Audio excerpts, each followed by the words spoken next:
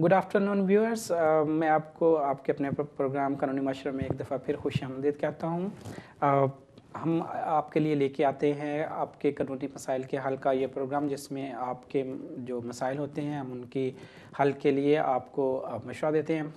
आपका अगर कोई भी मशवरा जो मसला है वो बेशक इमिग्रेशन के हवाले से है या सिविल लिटिगेशन के हवाले से है या फैमिली लॉ के हवाले से है, आप हमें स्टूडियो के दिए हुए नंबर पे कॉल कर सकते हैं। मैं कोशिश करूँगा कि आपके सवाल का जवाब जल्दी से जल्दी और आपके रेलिवेंट जो भी क्वेश्चन है उनके हिसाब से जवाब दिया जा सके। जब कॉल लेने से पहले एक जो अपडेट्स हैं, जो रीसेंट अपडेट्स हैं, उसके हवाले से थोड़ी सी बात मैं करना चाहूँगा। एक तो ये है कि जो यूरोपियन स्पाउसेस हैं, स्पेशली रोमानियन और बल्गेरियन स्पाउसेस हैं, उनके हवाले से जो रीसेंट चेंजेस है 1 जनवरी से वो ये है कि उनको फुल टाइम काम जो है वो अलाउड है। जो पहले उन पर रिस्ट्रिक्शंस थी कि वो इधर सेल्फ एम्प्लॉयड हों या स्टूडेंट हों या सेल्फ सफिशेंट हों, तो वो रिस्ट्रिक्शन ख़त्म हो गई है और अब 1 जनवरी से they are free to work, they are available. वो कहीं पे भी कोई भी काम कर सकते हैं, फुल और पार्ट टाइम जॉब कर सकते हैं। उनको होम ऑफिस से या यूकेबीए से परमिशन लेने की जो है वो रिस्ट्रिक्शन जो है वो ख़त्म हो गई है। तो ऐसे तमाम लोग जिनके स्पाउसेस रोमानियन या बल्गेरियन हैं और अब उनके जो पहले केसेस पेंडिंग पड़े हुए हैं, तो अगर वो अपने सिस्टम को या अपने जो इन्फॉर्मेशन है उसको अपडेट करना चाहते हैं और वो उनकी स्पाउस ने कहीं पे काम शुरू कर दिया फुल टाइम, तो वो यूकेबी होम ऑफिस को इस बारे में इन्फॉर्म कर सकते हैं।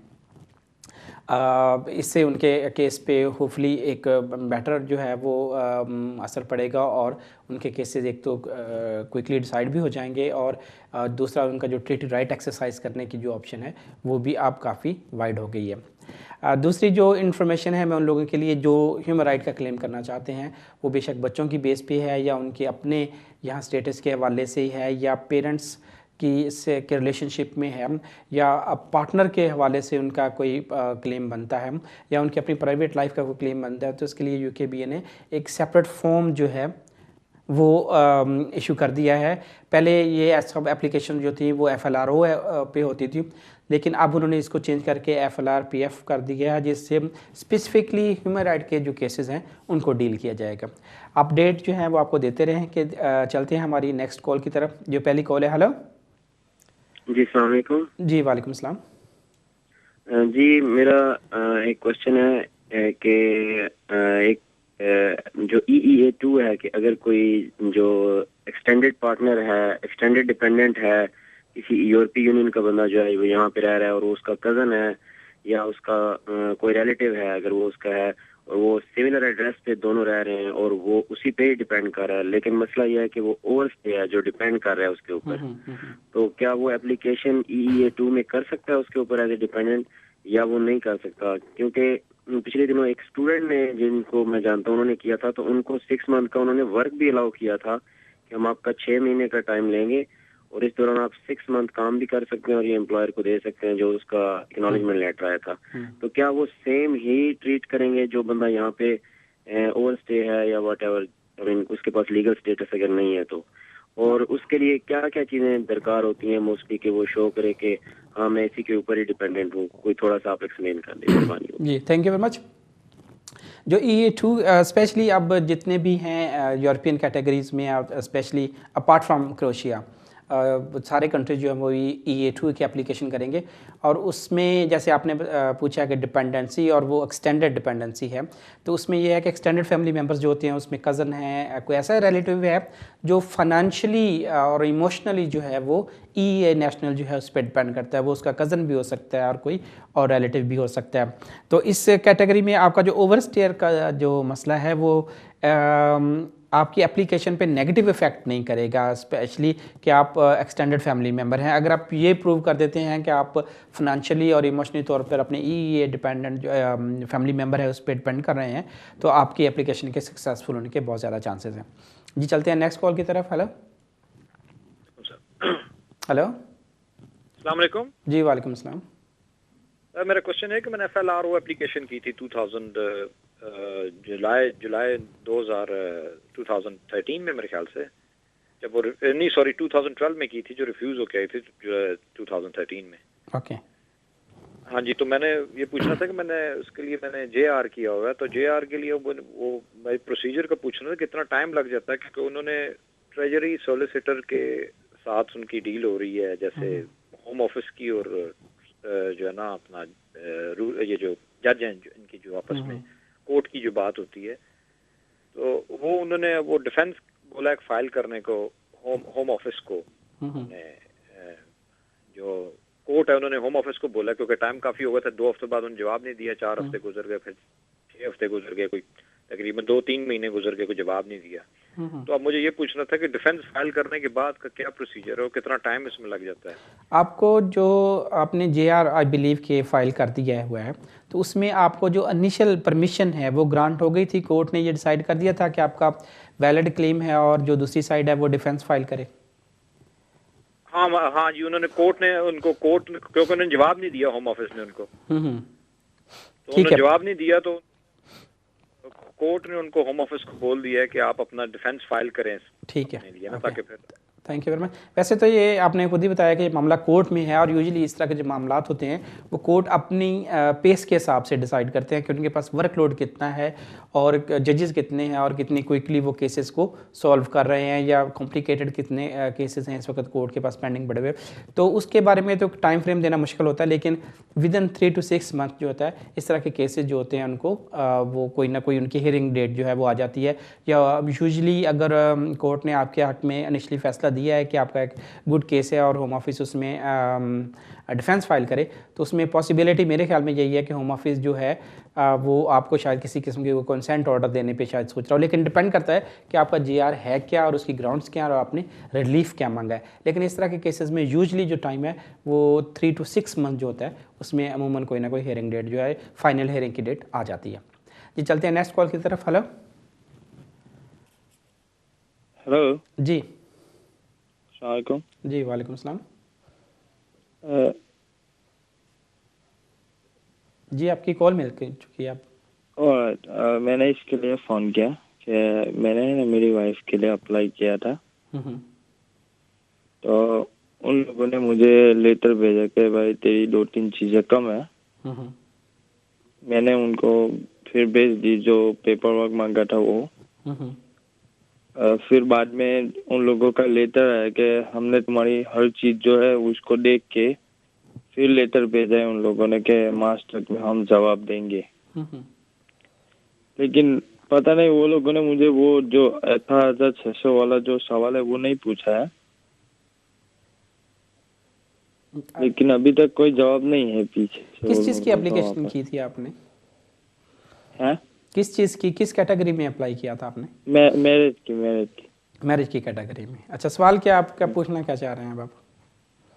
मैं पूछना चाह रहा हूँ कि इन लोगों ने अभी कोई डिसीजन नहीं दिया है मेरी वाइफ के लिए, तो इसके लिए मैं कंफ्यूज हूँ। उन लोगों ने मेरा पेपर वर्क में 2 चीजें मांगी थी, जो एक तो फोन रिकॉर्ड में व्हाट्सएप जो होता है ना, तो उसका पूरा ईमेल से वो लोगों ने मांगा था कि हमें वो प्रिंट चाहिए, वो भी भेज दिया। फिर जो लाइका सिम यूज कर रहा था उसका प्रिंटेड भी मांगा था, वो भी भेज दिया। मैंने 2 चीजें मांगी थी मेरे पास, लेकिन अभी तक कोई डिसीजन नहीं दिया है इन लोगों ने। Okay, thank you very much, आपकी कॉल का शुक्रिया। यूजुअली होता है ये है कि आपने तो उनको इन्फॉर्मेशन दे दी है, अब वो अपनी जो इन्फॉर्मेशन आपने उनको प्रोवाइड किया है वो जो डिफरेंट ऑर्गेनाइजेशंस हैं जहाँ से आपने जिस ऑर्गेनाइजेशन की इन्फॉर्मेशन उनके पास है, तो वो वहाँ से वो उसको चेक करेंगे, इन्फॉर्मेशन टैली करेंगे कि वेदर आपने जो इन्फॉर्मेशन उनको दी है वो करेक्ट है, रिलायबल है और वो एक जेन्युइन इन्फॉर्मेशन है।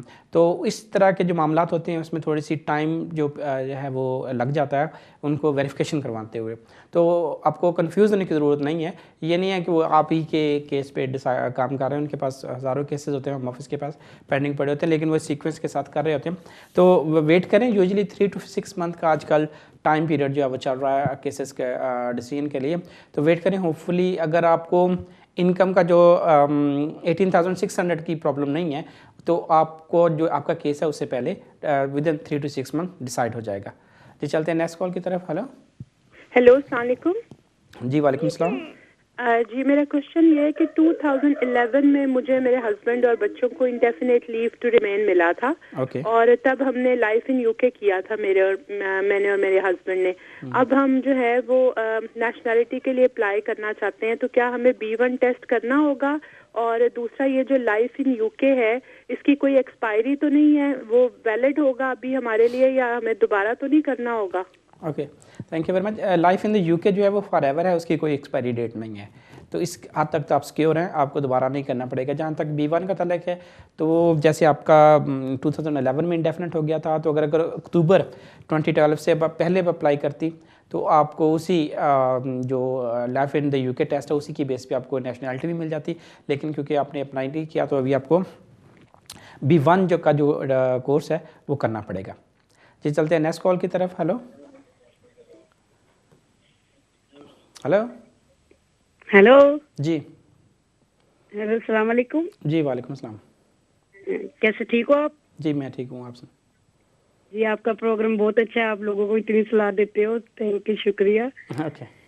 सर मैंने आपसे एक बात पूछनी थी। मेरे हस्बैंड इधर जैसे लेक्सी का अप्लाई किया था उन्होंने, तो वो जैसे अब इंडेफिनिट लग के आ गई है उनके, तो जो प्लेस ऑफ बर्थ था ना, वो जब फर्स्ट टाइम इंग्लैंड में आए थे तो उन्होंने रोंग लिखाया था प्लेस ऑफ बर्थ।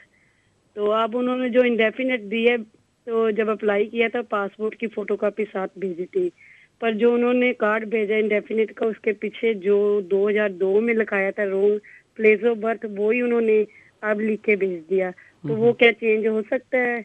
और दूसरा मेरा क्वेश्चन ये था, वो नेशनलिटी के लिए अप्लाई करना चाहते हैं, वो 9 मंथ में कर सकते हैं?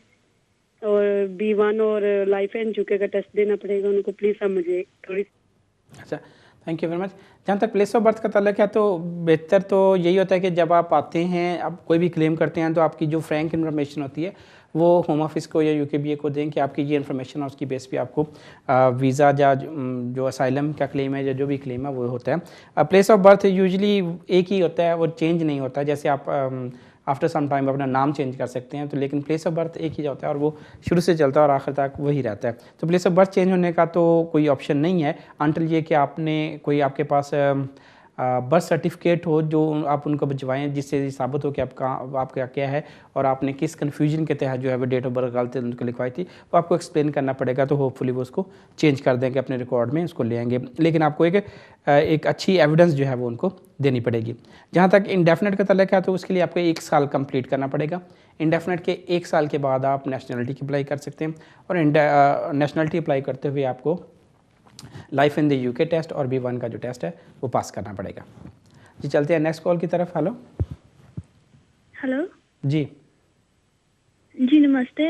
मैंने पूछना था कि अगर कोई 10 साल से इलीगल रह रहा है और उसने अभी पेपर सबमिट करा दिए हैं और उनके फिंगरप्रिंट भी हो गए हैं, तो अब उन्हें शादी करनी हो तो वो कोर्ट मैरिज करवा सकते हैं? स्टूडेंट लड़की के साथ मैरिज करवानी हो तो वो कोर्ट मैरिज करवा सकते हैं? जी थैंक यू वेरी मच। ये शादी जो है करवाने पे कोई हर्ज नहीं है, ना ही इस पे कोई ममानियत है किसी किस्म की। आर्टिकल 12 जो है ह्यूमन राइट का, वो बहुत क्लियर है इस बारे में कि सेक्रेटरी ऑफ स्टेट को या किसी भी अथॉरिटी को किसी शख्स को आप शादी करने से नहीं रोक सकते। ये एक फ्री राइट है और इसमें किसी किस्म की कोई रिस्ट्रिक्शन नहीं है। अगर आप ओवर 18 हैं और शादी की जो आपकी लीगल एज है और आप करना चाहते हैं, तो आपको कोई पाबंदी नहीं है। प्रॉब्लम ये होती है कि बाज़ औक़ात वो इसलिए शादी को थोड़ा सा डिले करवाते हैं या रोकने की कोशिश करते हैं कि शायद ये शादी की वजह से कोई वीज़ा लेने की कोशिश करते हैं। लेकिन अगर आपका एक जेन्युइन रिलेशनशिप है तो इस सिलसिले में आपको परेशान होने की ज़रूरत नहीं है, आप बिल्कुल शादी रजिस्टर करवा सकते हैं।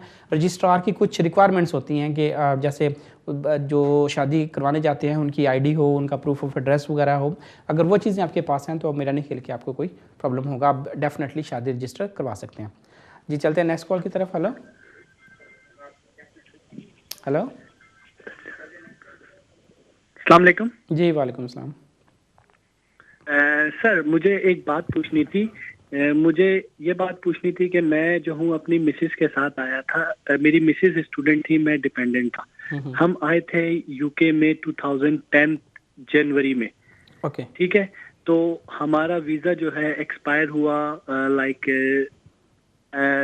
जुलाई 2011 में, तो हमने अप्लाई किया एक और कॉलेज की तरफ से, मगर उन्होंने 18 मंथ अपने पास एप्लीकेशन रोके रखी होल्ड करके, और उसके बाद वो कॉलेज रिवोक हो गया। 18 मंथ के बाद उन्होंने ये लेटर लिखा कि आप लोग इतने टाइम तक आप हमें कांटेक्ट नहीं किया एप्लीकेशन का व्हाटसोएवर, और इसमें हम लोग ये सोचते हैं कि आप you don't want to wish to continue this application anymore, then we are withdrawing your application। वो हमारी एप्लीकेशन उन्होंने खुद विड्रॉ कर दी, ठीक है उन्होंने, और उन्होंने हमारे बिहाफ पे, हमने कोई लेटर नहीं लिखा, जबकि बीच में हमने उनको क्या कहते हैं एड्रेस चेंज किया, उसका भी बताया, हमने उनको सारी चीजें मतलब कम्युनिकेट करते रहे होम ऑफिस को, मगर उनके डिपार्टमेंट में कहीं ऑब्वियसली लेटर जो है चेंज करने का हमने लिखा था, वो उनके पास रिकॉर्ड अपडेट नहीं था। तो उसके बाद हमने 3 बार जब हमें ये उन्होंने वापस भेजी, तो उन्होंने एक और साथ में लेटर भेजा कि आप को 60 डेज का टाइम है, आप एक और कैश लेटर लेके जमा करवा सकें, कैश लेटर। तो हमने एक और दूसरे कॉलेज से कैश लेटर लेके दोबारा नई फीस के साथ जमा कराया। इन्होंने वो फीस रख ली और इन्होंने कहा कि क्या कहते हैं सॉरी फीस नहीं दी थी उस टाइम पे, इन्होंने कहा था 60 डेज में कैश लेटर जमा कराएं। तो मैंने खाली कैश लेटर जमा कराया, तो इन्होंने फीस नहीं दी थी, तो फिर उन्होंने 3 महीने के बाद एप्लीकेशन एक तरह से वापस भेज दी, और इन्होंने कहा कि जब भी आप नई एप्लीकेशन जमा कराएं तो फीस के साथ जमा कराया करें। तो मैंने दोबारा लॉयर एक किया, मैंने ये सब काम मैं अकेले खुद ही अपने बिहाफ पे कर रहा था। उसके बाद मैंने एक लॉयर किया, और लॉयर करके मैंने लॉयर के थ्रू वो एप्लीकेशन भेजी, फिर फीस के साथ। तो उन्होंने फीस रख ली और मेरी एप्लीकेशन रिफ्यूज करके भेज दी कि आपकी एप्लीकेशन जो है इनवैलिड करके उन्होंने भेज दी मेरी पूरी फैमिली की। सही। अच्छा। तो मुझे अब ये पूछना था कि देखें, एक इनका लॉ, लोग कहते हैं कुछ ऐसा है कि अगर मेरा केस पे डिसीजन नहीं होता या मेरा केस कुछ वो नहीं होता, इस बारे में मुझे क्लियर कर दिएगा कि मैं काम के हवाले से मुझे काम करने की परमिशन है नहीं है, मैं क्या कर सकता हूँ, मेरा स्टेटस क्या है और क्या होगा इस पूरे उसमें, क्या होगा इस पूरे उसमें, मैं मतलब अभी मेरी पोजीशन क्या है। ओके। पहली बात यह है कि I feel sorry for you कि आपको इस तरह के प्रॉब्लम्स जो हैं वो पेश आ रहे हैं। Some time it does happen, और होता ये है कि जैसे आपने खुद ही बताया कि 18 मंथ तक आपकी एप्लीकेशन पेंडिंग पड़ी रही, तो आपको चाहिए था कि आफ्टर 3 मंथ 6 मंथ आप उसको परसू करते, लेकिन जैसे उन्होंने आपको 60 डेज़ का टाइम दिया था, तो अगर आपका लेटर स्पिरिट में देखा जाए, जो आपने कहा है कि उन्होंने आपको कैश लेटर मंगवाया था और आप कैश लेटर आपने उनको भिजवा दिया था, तो then there wasn't any requirement to submit a fresh application because that cash letter was in continuation of your previous application. That's why they requested you to send that cash letter basically. तो जब उन्होंने cash letter मंगवाया और आपने cash letter उनको send कर दिया है, तो आपकी जो पिछली एप्लीकेशन थी वो वैलिड है, उसमें कोई ऐसी बात मुझे तो नज़र नहीं आती कि उसको इनवैलिड करार दे दिया जाए। तो बेहतर यही है कि आपने सोलिसिटर के ज़रिए भी कहा कि केस भिजवाया है, तो उस एप्लीकेशन को तो किसी सूरत में भी उनको इनवैलिड करार नहीं देना चाहिए था। जहाँ तक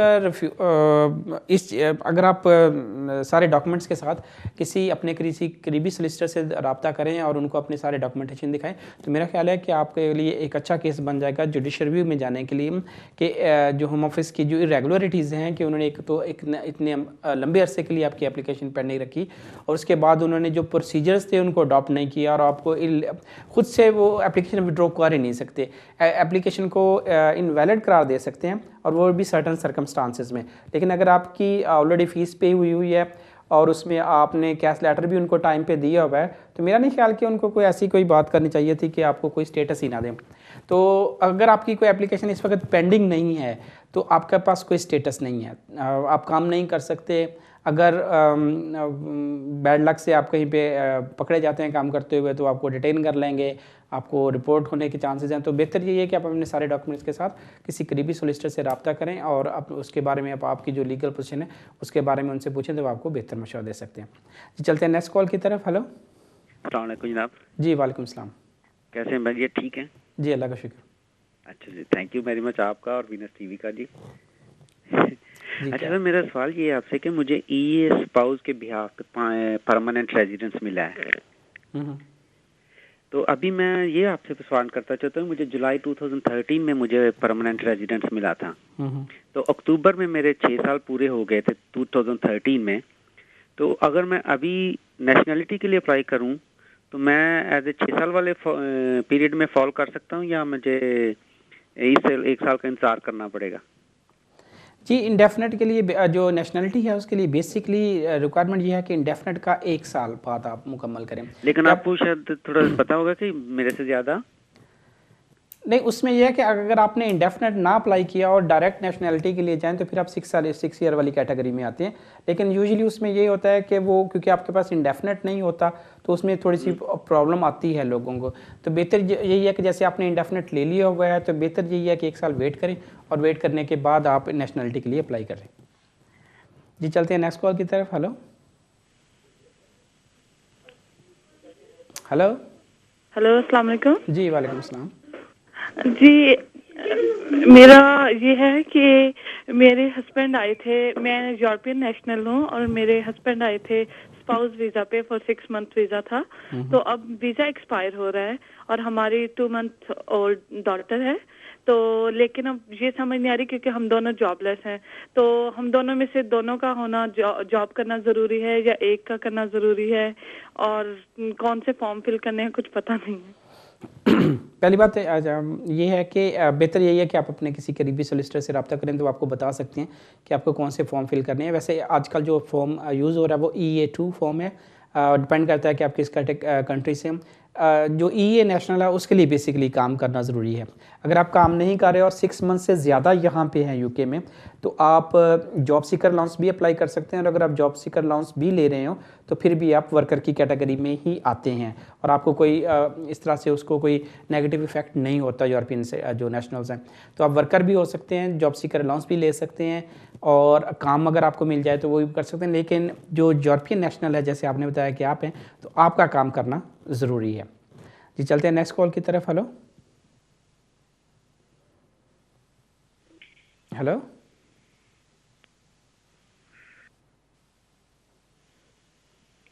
देखते हैं नेक्स्ट कॉल के। हेलो जी। हेलो जी। जी जी जी, आपकी कॉल मिल गई है। अच्छा जी, ओके। अच्छा, अस्सलाम वालेकुम जी। जी, वालेकुम अस्सलाम। सर मुझे थोड़ा सा मेरे 2 क्वेश्चन है। पहला क्वेश्चन मेरे ये है कि मुझे 2.5 ईयर की लीव मिली है आर्टिकल 8 पर। मेरे ब्रिटिश लड़की से शादी की थी ना, उस पर मुझे मिल गया। 2010 में मैंने एडमिट किया था, वो आप फरवरी में 2013 में मुझे 2.5 ईयर की डिस्कशन लीव मिल गई है। तो सर इसके बारे में अगर कोई नई इंफॉर्मेशन है या मैं 10 साल बाद इंडिपेंडेंट के अप्लाई करूंगा या 5 साल पूरे होंगे मैं उसके लिए इंडिपेंडेंट के अप्लाई करूंगा, फिर मुझे ज़रा बताइए। मेरा दूसरा क्वेश्चन ये है, जब कोई केस विन करता है तो ये लीगल एड दोबारा मिल सकता है उस आदमी को कि नहीं मिल सकता? प्लीज़ मैं आपका जवाब टीवी पर सुनना चाहता हूँ। अगर आप मुझसे कोई सवाल पूछे तो मैं उसका। लीगल एड किस केस में मिली थी आपको? लीगल एड में हम पे कर रहे थे, मेरी बीवी की थ्रू पर मुझे मिली थी। Okay, thank you very much. पहली बात यह है कि जैसे आपने खुद बताया कि आपको डिस्क्रिशन लीव मिली है, तो डिस्क्रिशन लीव में आजकल जो रूल्स हैं वो ये है कि आप 10 ईयर्स कंप्लीट करते हैं, 10 ईयर्स के बाद आपको इंडेफिनेट मिलता है। जहाँ तक आपकी लीगल एड का सवाल है तो लीगल एड बेसिकली जो एप्लीकेंट्स होते हैं उनको इन कैश नहीं मिलती जैसे कि कोई दूसरे बेनिफिट्स मिलते हैं। लीगल एड जो होती है वो बेसिकली आपके जो सोलिसिटर्स होते हैं उनके काम की फ़ीस होती है जो आपके बिहाफ पे उनको पे की जाती है। तो ऐसा आपको कोई कैश वगैरह तो नहीं मिलेगा। अगर आप केस जीते भी हैं तो उससे जो आपकी फ़ीस है वो सोलिसिटर को पे होगी, आपको ऐसा कोई फ़ीस कहीं से भी नहीं मिलेगी। जी नाज़रीन, इसके साथ ही हमारे इस वक्त एक ब्रेक का वक्त हो जाता है। ब्रेक के बाद आप फ़ौरन बाद आपकी कॉल्स दोबारा से लेंगे। मिलते हैं आपसे एक ब्रेक के बाद। Welcome back viewers. वक्फे पे जाने से पहले मैं आपके सवालों का जवाब दे रहा था। अगर आपका कोई सवाल है जो आपके किसी इमिग्रेशन के हवाले से है या फैमिली लॉ के हवाले से है या सिविल लिटिगेशन के हवाले से है तो आप हमें स्टूडियो के दिए हुए नंबर पे कॉल कर सकते हैं। मैं कोशिश करूँगा कि आपके सवालों के जो भी जवाब हैं वो दे सकूँ। देखते हैं हमारी नेक्स्ट कॉल पे कौन है। हेलो हेलो, अस्सलाम वालेकुम। जी वालेकुम अस्सलाम। सर मेरे आपसे 2 क्वेश्चन हैं। एक तो ये मैं पूछना चाह रहा हूँ कि मेरे एक अजीज़ हैं, उन्होंने अभी फ्रेश एप्लीकेशन जमा करवाई है और वो खुद जमा करवा के आए थे। इसमें कितना टाइम लग जाता है इसका आंसर आने में? और दूसरा क्वेश्चन ये है कि हर 5-6 साल के बाद कोई एमनेस्टी वगैरह आती है तो क्या ऐसी उम्मीद है कि कोई अभी कोई ऐसा एमनेस्टी वगैरह कोई आ जाए। तो आपके जो कज़न है उन्होंने एप्लीकेशन किस चीज़ की और कहाँ जमा करवाई? असाइलम किया उन्होंने, असाइलम किया। उनका रिफ्यूज हो गया था तो उन्होंने फ्रेश एप्लीकेशन दोबारा होम ऑफिस में जमा करवाई। Okay, thank you very much. जो असाइलम के केसेस है वो डिपेंड करता है कि आपके किस ट्रैक में जाते हैं। अगर वो फास्ट ट्रैक में नहीं जाते, नॉर्मल प्रोसीडिंग्स में हैं, तो यूजुअली वो 6 मंथ में आजकल जो इनिशियल लेटर है या उसके जो बारे में जो उनका डिसीजन है वो आ जाता है। लेकिन डिपेंड्स ऑन के आपके केस के सर्कमस्टांसेस क्या हैं, एविडेंस क्या है, कितनी एविडेंस आपके पास है, किस तरह की एविडेंस आपने प्रोवाइड की है और उनको वो वेरिफिकेशन करवाने की ज़रूरत है अभी कि नहीं। तो ये सारी चीज़ें जो हैं वो केस वर्कर को कंसिडर करनी पड़ती हैं और उसके बाद वो कोई ज़हन बनाता है कि इसको क्या जवाब दिया जाए। तो आप एक एस्टिमेटेड टाइम जो है वो बिटवीन समझे कि 4 से 6 माह का टाइम जो है वो लग जाएगा आपकी एप्लीकेशन को, वो जो आपकी कज़न ने जमा करवाई है उसका कुछ जवाब आते हुए। जहाँ तक आप इस चीज़ का ताल्लुक है कि एमनेस्टी वगैरह का, तो अभी तो ऐसी कोई सच ऑप्शन नहीं है, लेकिन इस तरह की जो ऑप्शंस होती हैं वो हमेशा जो होती हैं वो होम ऑफिस की जो कमेटी होती है या जो होम ऑफिस के जो लोग हैं उनकी नज़र में होती हैं कि किस तरह से हम लोगों को जो है वो एक रिलीफ दे सकें अगर उनके पास बहुत सारे केसेस पेंडिंग पड़े हुए हैं। लेकिन अमूमन ये कि जो एमनेस्टी आती है या जो लेगेसी स्कीम भी आई थी लास्ट टाइम, उसमें उन लोगों को फ़ायदा हुआ था जिनकी एप्लीकेशंस पेंडिंग पड़ी हुई थी, इधर वो असाइलम की थी या ह्यूमन राइट की थी। तो इस तरह से अगर आपकी कोई एप्लीकेशन पेंडिंग पड़ी हुई है या आपका कोई केस पेंडिंग पड़ा हुआ है या आपका ह्यूमन राइट का क्लेम जो ऑलरेडी आपने डाला हुआ है और वो पेंडिंग पड़ा हुआ है, तब आपको इस तरह की एमनेस्टी की स्कीम का ज़्यादा फ़ायदा होगा निस्बतन ये कि आप वेट करते रहें कि एमनेस्टी आएगी और मैं क्लेम जो है वो फाइल करूँगा।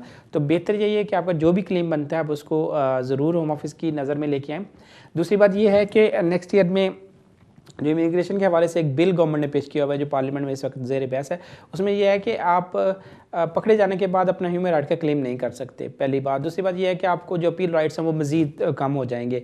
तीसरा उसमें यह भी है कि डिटेंशन के बाद आपको जो यहाँ पे राइट्स मिलते हैं वो अपील राइट्स कोई नहीं मिलेंगे आपको, आप आउट ऑफ कंट्री जाके अपील कर सकते हैं, बेशक आपकी फैमिली भी यहाँ पे है। तो इस तरह की बहुत सारी जो मज़ीद जो सख्तियाँ हैं, जो मज़ीद रिस्ट्रिक्शंस हैं वो आएंगी। तो बेहतर यही है कि अगर आपका किसी तरह का कोई भी क्लेम है, अब यहाँ पे यूके में है, ओवरस्टेयर हैं और आपकी कोई रीज़न है ओवरस्टे की, definitely there must be some reason कि आप किस वजह से ओवरस्टे हुए हैं। तो वो अगर आप अपनी रीज़न के हवाले से होम ऑफिस को बताएं तो वो आपको एक जो भी आपकी एप्लीकेशन है उसके हवाले से आपको एक आउटकम एटलीस्ट आपको पता चल जाएगा कि आपका जो केस है उसका जवाब क्या आता है। जी चलते हैं हमारी नेक्स्ट कॉल की तरफ। हेलो अस्सलाम वालेकुम सर। जी वालेकुम अस्सलाम सर। मैंने ये पूछना था कि मेरे पास यहाँ का है जो वीजा है सारा कुछ इंडेफिनेट है, लेकिन मैं जो गाड़ी चलाते हुए तो पकड़ा गया था उधर, तो मुझे पॉइंट्स जो है ना लगे थे, 6 पॉइंट लगे थे और मैंने अभी नेशनलिटी के लिए भेजा हुआ है, तो उस पे कुछ वो पड़ेगा, उसका फर्क पड़ेगा या नहीं पड़ेगा, ये जरा ना पता करना था please. Okay, thank you very much. जो पॉइंट्स हैं यूजुअली जब आप नेशनलिटी की एप्लीकेशन करते हैं और उसमें नेशनलिटी में डेफिनेटली वो आपको ब्रिटिश नेशनलिटी देते हैं कि आप ब्रिटिश सिटीज़न बन जाते हैं, तो उसमें एक जो रिक्वायरमेंट होती है जो बाकी रिक्वायरमेंट्स के हवाले के अलावा होती है वो होती है गुड करैक्टर की, कि आपका करैक्टर अच्छा हो, कि आपने कोई रूल की वायलेशन ना की हो अपने स्टे के दौरान। तो ये जो पॉइंट्स लगते हैं बेसिकली ये काइंड ऑफ ऑफेंस होता है कि आपने बगैर इंश्योरेंस के या बगैर रोड टैक्स पे किए हुए गाड़ी चला रहे हैं या बगैर ड्राइविंग लाइसेंस के गाड़ी किसी और रीज़न की वजह से चला रहे हैं, तो उसकी वजह से आपको पॉइंट्स लगते हैं। जब पॉइंट्स लग जाते हैं तो definitely they effect the nationality. अब डिपेंड करता है कि आपकी रीज़न क्या थी और आपके जो आपने खुद से अगर एप्लीकेशन किया या आपके सोलिसिटर ने एप्लीकेशन किया तो उन्होंने मिटिगेटिंग सर्कमस्टांसेस में किस चीज़ को मेंशन किया है कि क्या रीजंस थी जिसकी वजह से आपको ड्राइव करना पड़ा और वो सारे पॉइंट्स लगे थे। अगर वो रीज़नेबल हों तो एक्सेप्शनल सर्कमस्टांसेस में जो नेशनलिटी है वो ग्रांट भी हो जाती है। लेकिन यूजुअली हमने देखा है कि इस तरह के मामलात में वो इसको होल्ड कर लेते हैं या थोड़ी देर के लिए वो रिफ्यूज़ कर देते हैं, टाइम एक रिस्ट्रिक्शन लगा देते हैं कि आप 6 मंथ्स या 1 ईयर या 4 ईयर्स के लिए अप्लाई नहीं कर सकते और उसके बाद आप दोबारा नेशनलिटी के लिए अप्लाई कर सकते हैं। वो चेक करना चाहते होते हैं कि आप परसिस्टेंट ऑफेंडर हैं, कि आपकी ये रूटीन है या एक वन ऑफ इवेंट हुआ था जिसमें आप कॉट हो गए और आपको ये पॉइंट्स लग गए। तो बेहतर ये है कि अगर आपकी एप्लीकेशन अगर किसी वजह से इस वजह से रिफ्यूज़ हो जाती है कि आपको पॉइंट लगे हुए थे, तो आप कोशिश करें कि नेक्स्ट टाइम ऐसी कोई गलती ना हो और जो आपको टाइम पीरियड जो पाबंदी लगी है उसको मुकम्मल करने के बाद दोबारा से फ्रेश एप्लीकेशन कर सकते हैं। जी चलते हैं नेक्स्ट कॉल की तरफ। हेलो हेलो हेलो जी हेलो, अस्सलाम वालेकुम। जी वालेकुम अस्सलाम। ये मैंने अपने केस के बारे में आपसे बात करनी थी। जी जी। मुझे जहाँ पर मेरी बेटी 7 ईयर की है और बड़ी बेटी को 7 ईयर हो गए जहाँ पर, तो हमने अपनी अर्जी होम ऑफिस को जहाँ पर रहने के लिए डाली थी, तो उन्होंने पहले तो हमें रिफ्यूज कर दिया। तो फिर उसके उन्होंने बोला कि आपको सही वक्त नहीं हुआ जहाँ पर रहते हुए, तो लेकिन दोबारा फिर हमने डाली तो उन्होंने फिर दोबारा हमसे फिर आगे से फिर दोबारा हमसे फीस मांग रही भी, दोबारा से हमें फिर फीस भेजो। तो हम इसके लिए आगे दोबारा फिर फीस उनको डालने का क्या करना चाहिए हमें? Okay, thank you very much. Depend करता है कि आपने किस तरह की एप्लीकेशन की है। क्या अगर तो आपने नई फ्रेश एप्लीकेशन की है, नई एविडेंस के साथ किया है, तो डेफिनेटली आपको जो फ़ीस है वो पे करनी पड़ेगी। लेकिन अगर आपने रिकन्सिडरेशन की एप्लीकेशन की है, जो कि यूजुअली एप्लीकेशन जो फ़ी जो है अट्रैक्ट नहीं करती या उस पर फ़ी लागू नहीं होती, तो उस सिचुएशन में आपको फ़ीस पे करने की ज़रूरत नहीं है। लेकिन अगर आप कह रही हैं कि होम ऑफिस ने आपसे फ़ीस मांगी है, तो इसका मतलब यही है कि आपने फ्रेश एप्लीकेशन की है, फ्रेश एविडेंस उनके साथ लगा के एप्लीकेशन किया है, तो उसकी बेस पे आपको डेफिनेटली जो फ़ीस है वो पे करनी पड़ेगी। जी चलते हैं नेक्स्ट कॉल की तरफ। हेलो हेलो जी, अस्सलाम वालेकुम। मैंने अभी थोड़ी देर पहले भी कॉल की थी, वो कॉल ड्रॉप हो गई थी।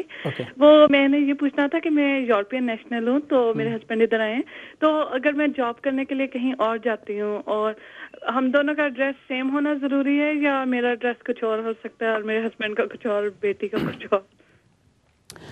देखें, जो जॉब के लिए लोग मूव करते हैं, basically they still consider to be member of the family. जैसे एक बंदा अगर वो फॉर एग्जांपल लंदन में रह रहा है और जॉब उसको मैनचेस्टर या बर्मिंघम में कहीं पे मिल गई है, तो और वो फैमिली से ड्यूरिंग द वीक अगर वो स्टे अवे भी है, इसका मतलब ये नहीं है कि वो फैमिली मेम्बर नहीं है या फैमिली उस पर डिपेंड नहीं कर रही।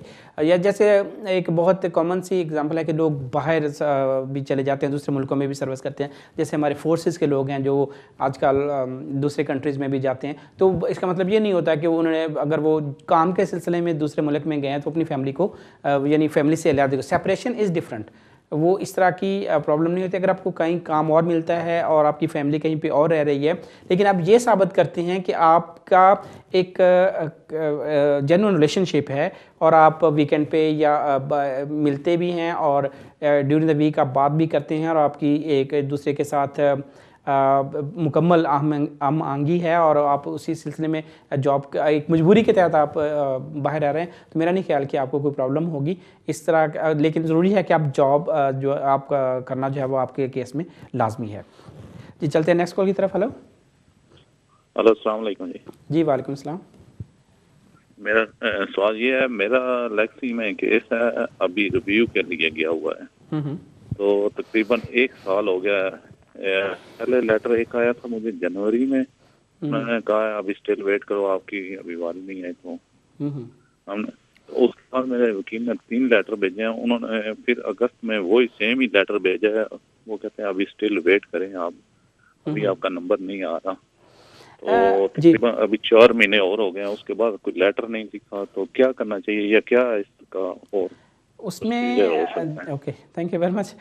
जो इस तरह के केसेस, लेगेसी के केसेस है, उसमें जो रीसेंट होम ऑफिस के दादोशुमार है उसमें स्टिल जो है वो तकरीबन कोई 1.5 लाख के करीब एप्लीकेशन जो है वो पेंडिंग पड़ी हुई है। उसमें बहुत ज़्यादा केसेस हैं लोग, लेकिन उसका जो नेगेटिव इफ़ेक्ट ये है कि जो होम ऑफिस की स्टाफ हैं उस कैटेगरी में काम करने के लिए वो बहुत कम थे। इसमें तकरीबन कुछ 6-7 माह पहले एक रिपोर्ट भी बाकायदा इस सिलसिले में आ चुकी है कि होम ऑफिस ने एक्स्ट्रा स्टाफ लगाया है लेगेसी केसेस को सॉल्व करने के लिए, लेकिन स्टिल उसकी जो प्रोग्रेस उस तरह से नज़र आनी चाहिए थी वो उस तरह से नज़र नहीं आ रही। बहुत सारे लोग इस क्यू में हैं। तो बेहतर तो ये है कि आप जैसे 3-4 माह के बाद लेटर लिखते हैं तो उनको लेटर लिखते रहें ताकि आपका केस जो है वो अलाइव रहे और उनकी जो नज़र में आता रहे कि आपका केस अलाइव है और आप कंट्री नहीं छोड़ गए और आप स्टिल यहीं पे हैं। तो इसमें सिर्फ ऑप्शन यही हो सकती है कि वेट करें और होपफुली आपको एक अच्छा रिस्पांस मिलेगा। जी चलते हैं नेक्स्ट कॉल की तरफ। हेलो जी अस्सलाम वालेकुम। जी वालेकुम अस्सलाम। मैं इस कंट्री में आया था 2004 में एज ए स्टूडेंट। अभी मेरे 10 साल पूरे हो जाएंगे फरवरी 2014 में। ओके। अभी करंटली मैं टियर 1 के ऊपर हूँ, टियर 1 जनरल पे। मेरी वाइफ को आए हुए 3 साल हो गए। तो जब मैं इंडेफिनिट की एप्लीकेशन करूंगा 10 ईयर्स की बेस पे, तो वो साथ कौन सी एप्लीकेशन करेंगी? वीजा हमारा भी वैलिड है 2015 तक। अच्छा, अगर तो वीज़ा आपका दोनों का वैलिड है 2015 तक, तो बेहतर यही है कि आप अपनी एप्लीकेशन करेंगे 10 ईयर्स की कैटेगरी में, क्योंकि आपकी वाइफ को 10 ईयर्स मुकम्मल नहीं हुए तो वो उस कैटेगरी में अप्लाई नहीं कर सकती। आप 10 ईयर्स कैटेगरी में अप्लाई करेंगे और जब आपका 10 ईयर्स यानी इंडेफिनिट हो जाएगा और उनकी नेक्स्ट एक्सटेंशन ड्यू होगी, तो उसके बाद आप ये देख लें कि उनके लिए फिर उनको आप अप्लाई करना पड़ेगा आपको as a spouse of a person present and settled in the UK. तो उसको फिर वो स्पाउस कैटेगरी में उसके बाद आ जाएंगी। लेकिन इस वक्त आपके लिए जो बेस्ट ऑप्शन है वो यही है कि सिर्फ आप अपनी एप्लीकेशन करें और वाइफ की एप्लीकेशन जब आपका इंडेफिनिट हो जाए। और मेरे 2 बच्चे यहाँ पे बॉर्न हुए, उनका क्या होगा? उनके पास भी मेरे ख्याल में अगर आपके पास 2015 तक की लीव है तो उनके पास भी 2015 तक की लीव होगी। Is it? सर बेबी बाद में बॉर्न हुआ वीजा लगने के। नहीं, तो अभी उनके पास तो वीज़ा है ना, जो बच्चे हैं आपके पास। जी।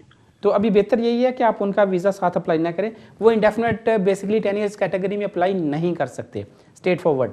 तो उसमें आपको वेट करना पड़ेगा कि आप उनको जो अपनी दूसरी कैटेगरी है उसमें उनको करें और उसके बाद आप जो है वो जब आपका इंडेफिनिट हो जाए तो फिर उसके बाद उनको आप स्पाउस कैटेगरी में उनकी एक्सटेंशन करवा लेंगे और जब उनको 5 ईयर्स मुकम्मल हो जाएंगे तो फिर वो उस कैटेगरी में अप्लाई कर सकते हैं इंडेफिनिट के लिए।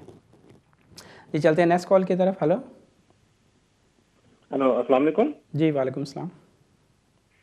जी मैं साजिद बात कर रहा हूँ। मेरे 2 छोटे क्वेश्चन हैं सर। मुझे ये बता दीजिए कि अगर जैसे ये सेम डे सर्विस होती है जो ILR के लिए, मेरे पास स्पाउस वीजा है, तो वो भी 28 डेज पहले बुक हो सकती है? जैसे बाई पोस्ट हम 28 डेज पहले अप्लाई कर सकते हैं, तो आया कि वो भी 28 डेज पहले 2 ईयर कंप्लीट होने से पहले बुक करवा सकते हैं सेम डे सर्विस भी? जी अब और मेरा दूसरा जी दूसरा सवाल क्या? और मेरा दूसरा क्वेश्चन ये है कि मेरी शादी हुई थी पाकिस्तान में, तो मैंने यहाँ पे अपनी मैरिज जो है वो अभी तक रजिस्टर नहीं करवाई, तो ये यहाँ पे रजिस्टर करवाना लाजमी होता है या आगे वो पाकिस्तान वाला जो सर्टिफिकेट होता है निकाहनामा जिसे कहते हैं वो चल जाता है यहाँ पे भी ILR के लिए? जी आपको जो फर्स्ट लीव मिली थी वो मेरे ख्याल में उसी निकाहनामे की बेस पे मिली थी। जी बिल्कुल उसी निकाहनामे जी। तो थैंक यू वेरी मच, आपके सवाल का शुक्रिया।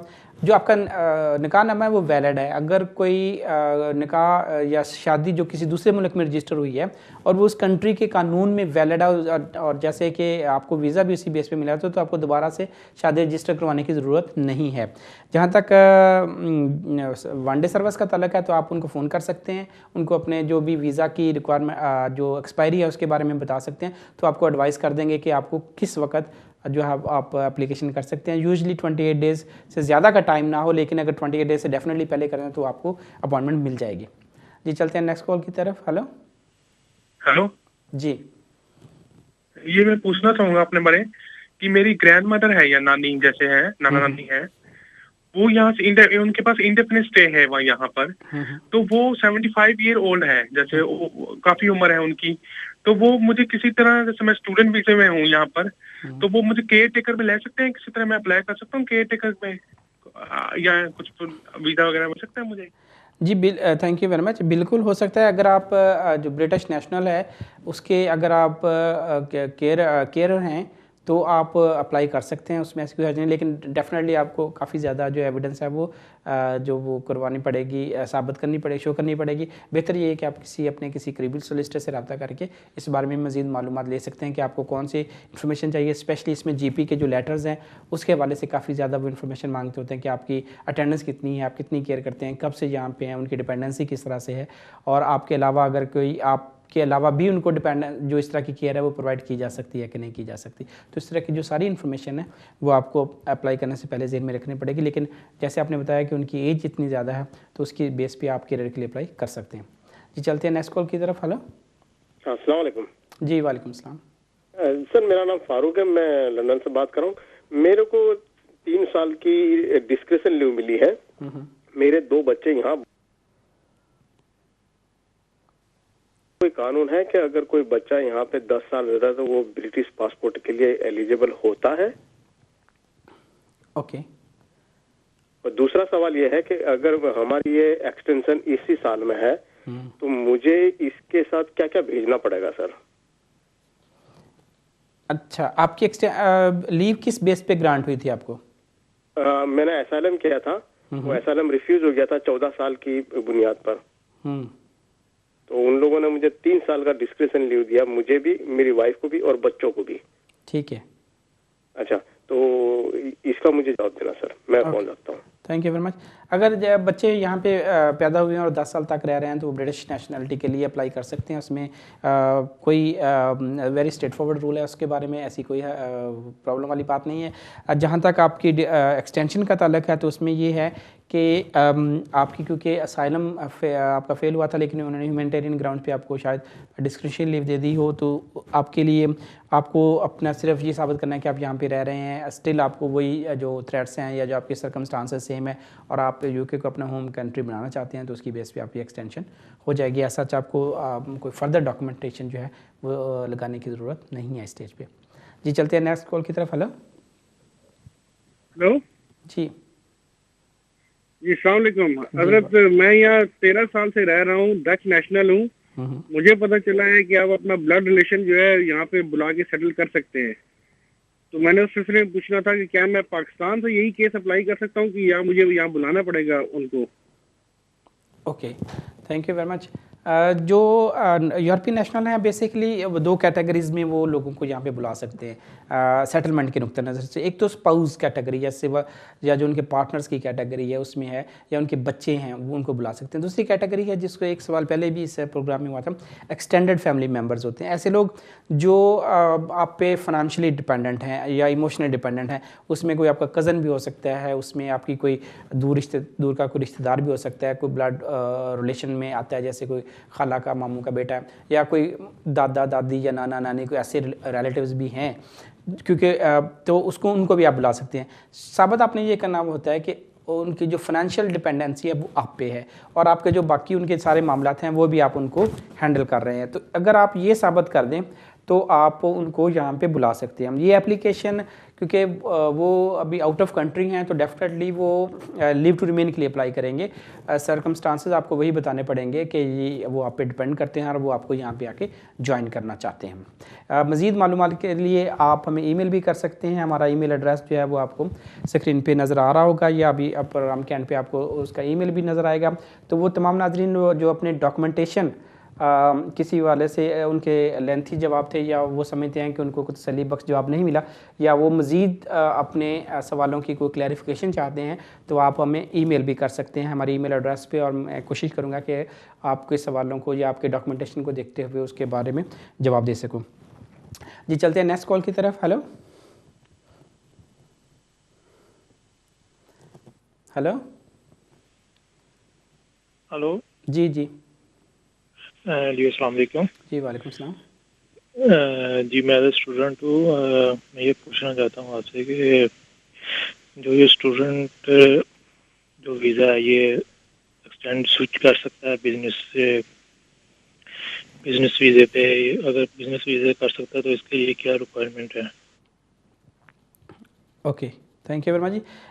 जो स्टूडेंट है बेसिकली तो वो ओपनली तो नहीं कर सकते, जैसे कि PSW वाले जो लोग थे उनको एक सहूलत अभी भी मुझे है कि वो स्विच कर सकते हैं Tier 1 की कैटेगरी में, लेकिन जो स्टूडेंट हैं वो सिर्फ जो स्टूडेंट ग्रेजुएट्स की एक कैटेगरी है उसमें कर सकते हैं। तो आप अपने आप को चेक कर सकते हैं कि आप अगर स्टूडेंट ग्रेजुएट की जो कैटेगरी है उसमें अगर आप आते हैं तो आप कर सकते हैं, अदरवाइज़ आप नहीं कर सकते। बाकी ये है कि आप कंट्री से बाहर जाएं, UK से बाहर जाएं और वहाँ से जिस भी कंट्री से आप बिलोंग करते हैं वहाँ पे जाके आप फर्दर लीव की एप्लीकेशन Tier 1 की जो है वो कर सकते हैं। वो उसके लिए वही रिक्वायरमेंट है जो बाकी लोगों के लिए, उसके लिए स्टूडेंट का स्टेटस जो है वो उससे कोई फ़र्क नहीं पड़ता। जी चलते हैं नेक्स्ट कॉल की तरफ। हेलो हेलो जी, हेलो अस्सलाम वालेकुम। जी वालेकुम सलाम। आप मेरी आवाज़ सुन रहे हैं सर? जी जी आवाज़ आ रही है आपकी। सर मेरे 2 क्वेश्चन हैं आप पे। सर पहला क्वेश्चन ये एक्चुअली मेरा PR है इंडेफिनिट जो है मई 2014 में है सर। ओके।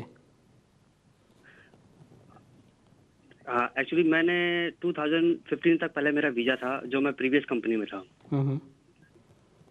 तो उसके बाद मैंने 2012 में मैंने उस कंपनी को चेंज किया, जो मेरा न्यू कंपनी मैंने जो ज्वाइन करी है उसका वीज़ा अंटिल मेरे को 2016 तक का वीज़ा है।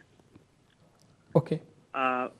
मेरे को आपसे ये पूछना सर कि 2015 तक पे मेरी वाइफ और मेरी जो बड़ी बेटी है उनका वीज़ा है 2015 प्रीवियस कंपनी पे, और जो मेरी एक छोटी बेटी जो यहाँ बॉर्न हुई है 26 जनवरी 12 में, उसका वीज़ा नहीं लगा उस दौरान भी, जैसे जब मैंने कंपनी चेंज करी, जो पुरानी कंपनी चेंज करी थी जो जिसने 2015 तक मेरा वीज़ा लगाया।